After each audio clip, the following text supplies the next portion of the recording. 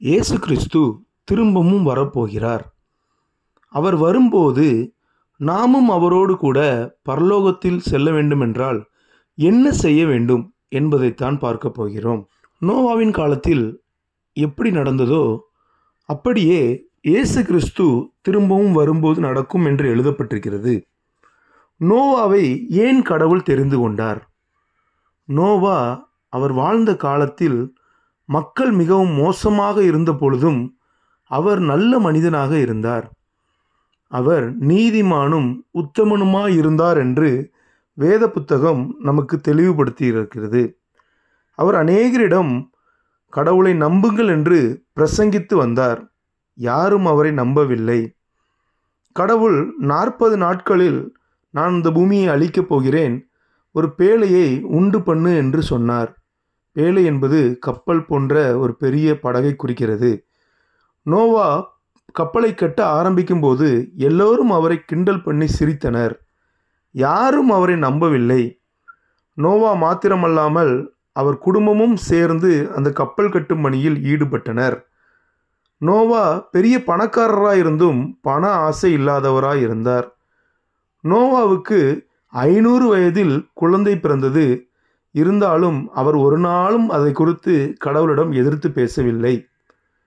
நோவா கப்பல் கட்ட கிட்டத்தட்ட 100க்கும் அதிகமான வருடங்கள் ஆனது. ஆனாலும் கடவுள் தன்னிடம் கூறியதால் அவர் மிகவும் உறுதியாக கப்பல் கட்டும் பணியில் ஈடுபட்டிருந்தார். கப்பலையும் கட்டி முடித்தார். 40 நாள் பெருவெள்ளம் பெருமழை பெய்தது. கடவுளை நம்பாத யாரும் அந்த வெள்ளத்திற்கும் மழைக்கும் தப்பவில்லை. நோவாவும் அவருடைய குடும்பமும் மாத்திரம் கடவுளால் காப்பாற்றப்பட்டனர்.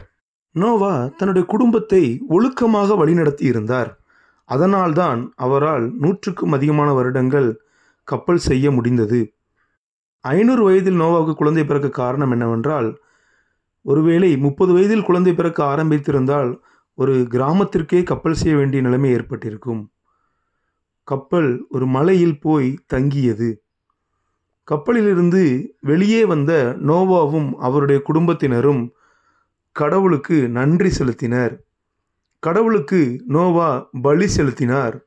கடவுள் நோவாவோடு உடன்படிக்கை செய்து கொண்டார்.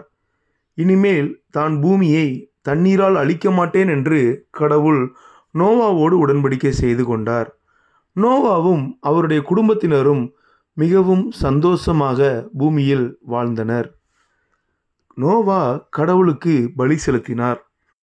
இயேசு கிறிஸ்து நமக்காக பலியாயிருக்கிறார்.